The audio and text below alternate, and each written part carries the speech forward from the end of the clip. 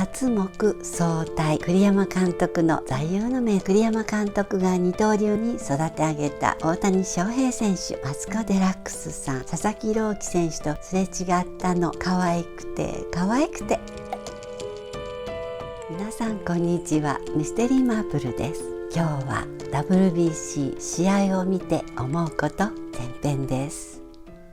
先月のことになりますが、 WBC ワールドベースボールクラシック世界一おめでとうございます。よかったですね。栗山英樹監督、大谷翔平選手、お疲れ様でした。楽しい野球観戦の日々を過ごさせていただいて、日本中が感謝です。勝木総体、この4文字熟語が栗山監督の座右の銘と聞きました。勝木、目を見開いてよく見ること。総体、相手を待ち構えること。すなわち人や物事の成長や進歩を待ち望むことだそうです。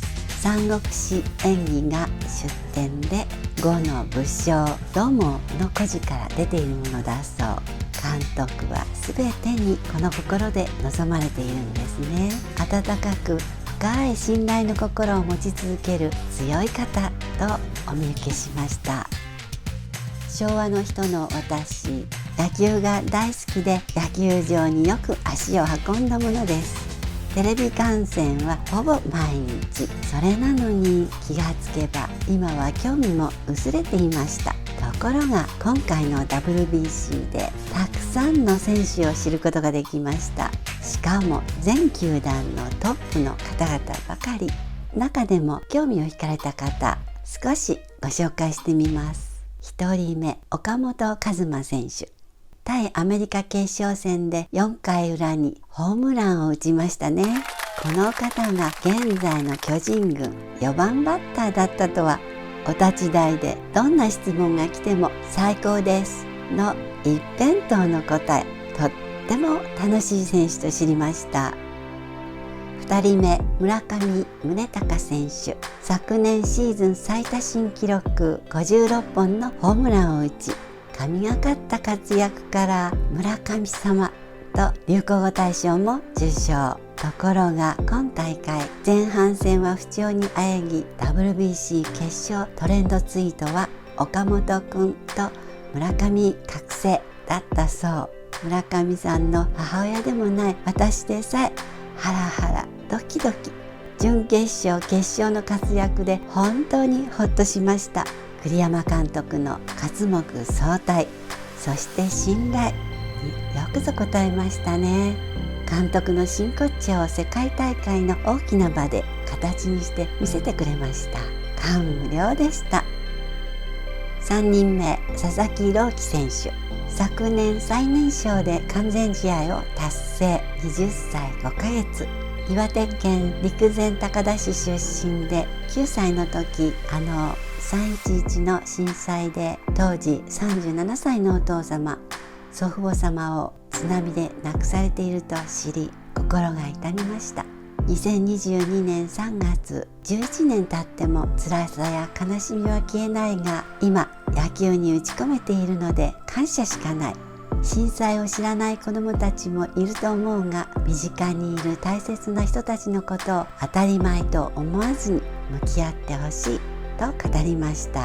今回の WBC では準決勝メキシコ戦で3失点と打たれましたが、吉田正尚選手のスリーランホームランで助かったと安堵のインタビュー。別テレビ番組でマツコ・デラックスさんがとあるところで佐々木朗希選手とすれ違ったの。可愛くて可愛くて心がざわついて、この私が挨拶もできなかったのよと。さもありなんです。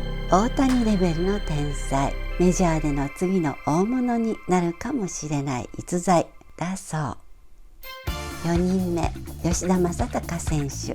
栗山監督の下でぜひプレーしたいと参加。今年からメジャーリーグのレッドソックスへ。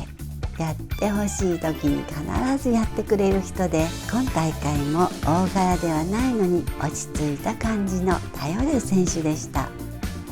5人目、戸郷翔征選手。決勝戦対アメリカのトラウト選手、ターナー選手から三振を奪い、3回4回イニングを無失点で抑えてびっくり。第2先発という地味だけどとっても重要な役回り。6人目、高橋宏斗選手20歳。同じく決勝でトラウト選手、ゴールドシュミット選手から連続三振を奪いましたが、内心は先頭打者を出してこのまま死んじゃうんじゃないかという緊張感の中でやっていた。そう、年齢からシャンパンファイトには参加できませんでした。その他チームを明るく盛り上げる一流の選手たち、まだ20代という若い辣腕の投手陣、枚挙にいとまがなく嬉しい目。そして大切な大谷翔平選手、栗山監督が二刀流のスーパースターに育て上げた選手だけあり、心と心がつながっている親子のよう。大谷選手はどこから見ても立派と世界中の WBC 選手仲間が口を揃える人柄。監督と大谷選手の辛抱強い努力で実現させたと言ってもいい今大会の WBC 日本の選手層。全試合の観戦後、ふと最近読んだ本を思い出しました。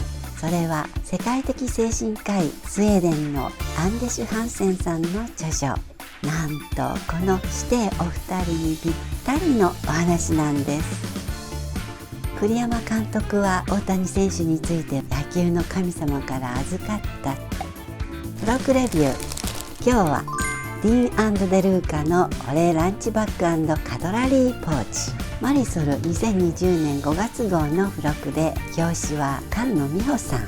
ランチバッグは保冷仕様で 330ml ペットボトルが3本入るサイズ。マーチはたっぷりしっかり自立するのでデスクに置いてもスマート。カトラリーポーチは余裕の縦長サイズで、お箸などケースごと収納可能。2つとも前後両面にロゴ入りで、色はシックな双方グリーン。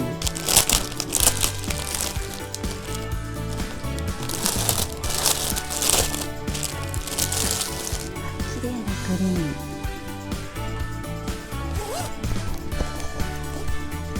お箸もケースもナチュラルで野球観戦のお供にも良さそうなランチバッグでした。チャンネル登録、いいねボタンは喜びます。ではではまたね。